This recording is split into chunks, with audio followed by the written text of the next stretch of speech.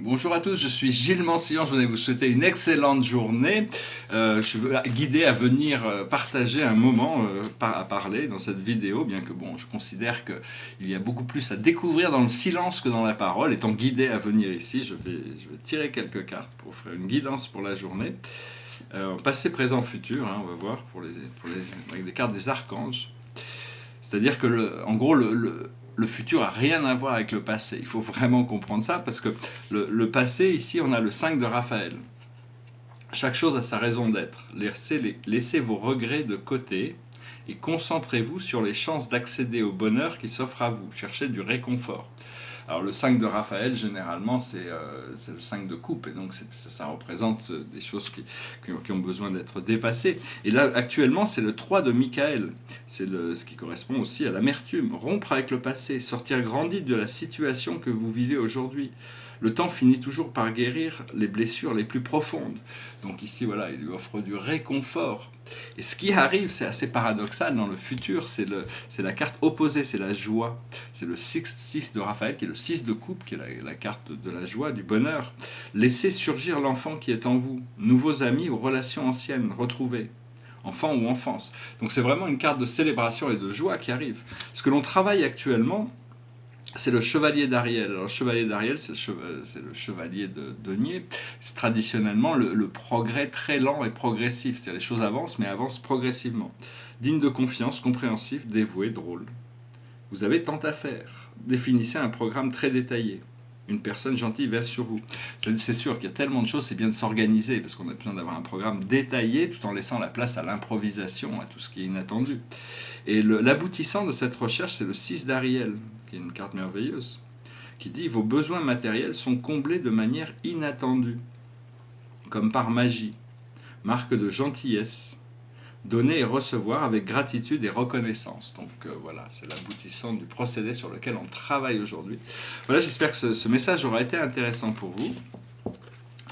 J'ai toujours des choses à dire, mais bon, après ça, il faut les adresser dans des contextes qui permettent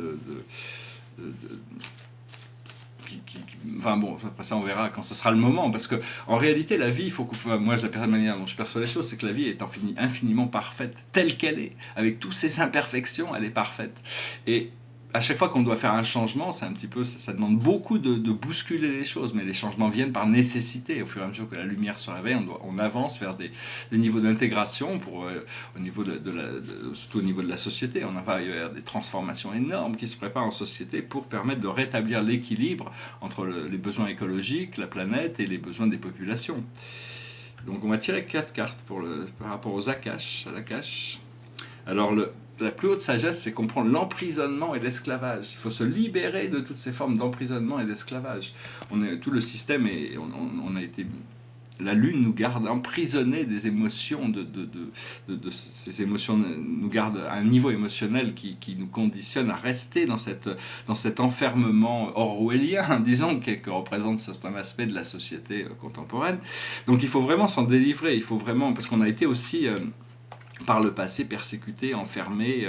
Maintenant, la liberté se trouve de l'intérieur, se découvre de la sécurité de l'amour à l'intérieur de soi. Et c'est à partir de cette sécurité de l'amour à l'intérieur de soi qu'on peut créer le flot d'abondance qui nous permet de nous libérer. Il y a un grand livre que je vous recommande, ça s'appelle La Très Sainte Trinosophie. C'est un livre qui était attribué à Cagliostro, mais qui est les enseignements de Saint-Germain sur le monde des symboles. Il est dans les prisons, dans les cachots de l'Inquisition. Et il commence son livre, je vais vous expliquer ce qu'est la liberté.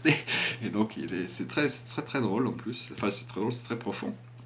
Saint-Germain est un grand ami, on travaille souvent, on se voit souvent.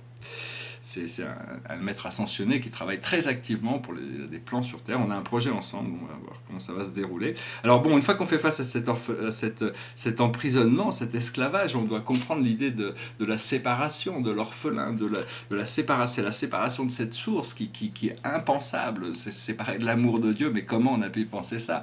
Donc c'est vraiment, il faut reconnecter à tout prix. La présence de l'amour est toujours là, a toujours été là, et dès qu'on la redécouvre, on doit être dans la gratitude d'avoir retrouver cette présence de l'amour qui est la vie.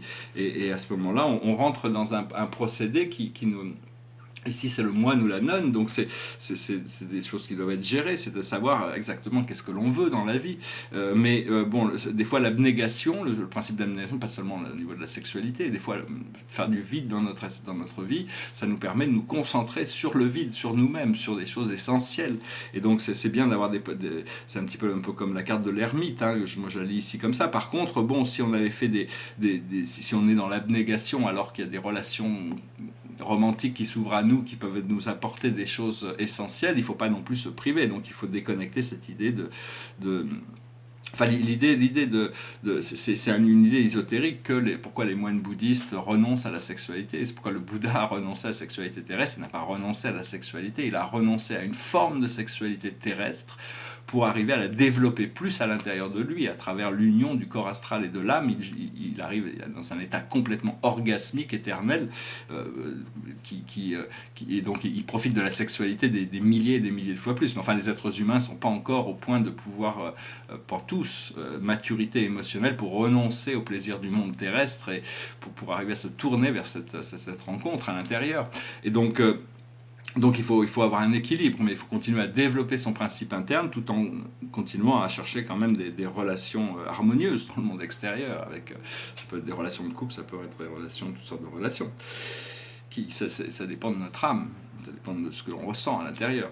Et la plus haute sagesse va devenir biblique, c'est-à-dire la reconnexion avec l'histoire et la spiritualité qui se rencontrent. C'est-à-dire il y a des événements qui se passent, Dieu peut changer les choses à tout moment. Savoir que la Torah, les évangiles et le Coran, c'est une seule et même révélation d'un seul et unique Dieu, qu'on l'appelle actuellement les judaïques, les chrétiens et les musulmans sont des cousins, parce qu'ils vénèrent un Dieu qui en réalité est un, ils le savent, on leur a dit, mais en réalité, bon, ils le vénèrent sous différentes formes, mais en réalité, on est tous une seule et même famille. Ce que l'on doit comprendre, c'est l'écrivain ou le scribe, c'est continuer d'écrire, c'est très important d'écrire, de canaliser même. Je vais probablement bientôt commencer à faire de l'écriture automatique pour canaliser des parties super conscientes de moi-même. Ce que l'on doit faire, c'est la spiritualité ou la religion, voilà, c'est embrasser la voie se soumettre à Dieu, c'est la voie de la soumission à cette sagesse, à cet amour, à ce pouvoir intérieur. Et la clé de tout ça, c'est la vie amoureuse. C'est-à-dire que la vie amoureuse, quand on recherche une relation profonde, ça peut arriver sans avoir besoin de faire des efforts. C'est juste un alignement intérieur. C'est quelque chose de profond, c'est quelque chose de magique. C'est un cadeau. Hein. Donc bon, il faut prendre la vie comme un cadeau. Voilà, j'espère que vous avez trouvé cette vidéo intéressante. Derrière moi, c'est le premier modèle d'autoportrait astrologique, parce que j'avais fait ces tableaux astronomiques, et après j'ai voulu voir comment je pouvais les placer dans ma charte natale astrologique. Donc ici ça devrait être un portrait de moi, mais c'est la Terre que j'ai mis. J'en suis à mon 3e modèle, à chaque fois que je fais un modèle, je rajoute des planètes. Et donc celui-là fonctionne assez bien, il est beau, je trouve, il a un dynamisme. Enfin bon, c'est un peu personnel, exposer sa charte natale à quelqu'un, c'est très très très très très personnel, parce qu'on peut... Un astrologue peut comprendre des choses profondes, mais enfin bon, on n'a rien à cacher, la vie est un livre ouvert, il faut essayer de vivre comme le plus sincèrement, de savoir que bon, toute la vie se découvre au fur et à mesure. Bon, il faut pas, Dieu sait tout déjà, donc bon, c'est juste une question de savoir qu'est-ce qui est important pour nous, qu'est-ce qui ne l'est pas, qu'est-ce qui doit être fait, qu'est-ce qui ne doit pas être fait.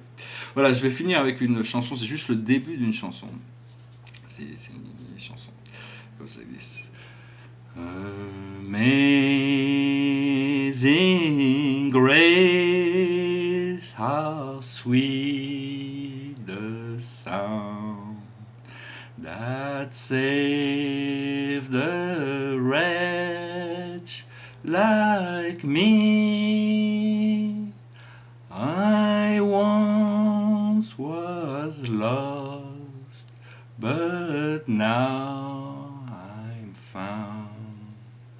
was blind, but now I see. Voilà, je vous remercie d'avoir écouté cette vidéo jusqu'à la fin. C'est une vidéo qui parle de la grâce divine. Combien doux c'est le son qui a sauvé une épave telle que moi. Et autrefois j'étais perdu, maintenant je suis trouvé. Et autrefois j'étais aveugle, maintenant je vois. Voilà, donc ouvrons nos yeux et profitons de la vie. Voilà, je vous remercie pour tout, je vous dis à bientôt. Namasté.